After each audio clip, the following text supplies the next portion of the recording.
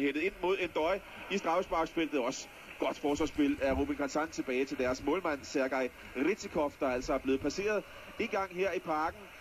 Et mål er der blevet scoret, og det var altså Dammedøje for FC København i minut nummer 86, og nu er vi i gang med tillægstiden, de 3 tillægsminutter. Det første er afviklet indkast til Kazan i højre side op på FC Københavns banehalvdel.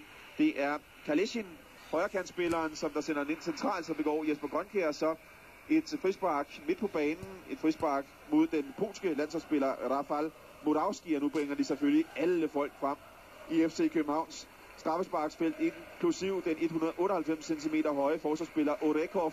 Ham skal de altså passe på. Det ser ud til at være Sanka, der skal ind og bokse lidt med ham. Nej, Antonsson her kommer ind i straffesparksfeltet langt, og Sylvia Ottesen godt op til frisparksbolden her, for den hættet væk.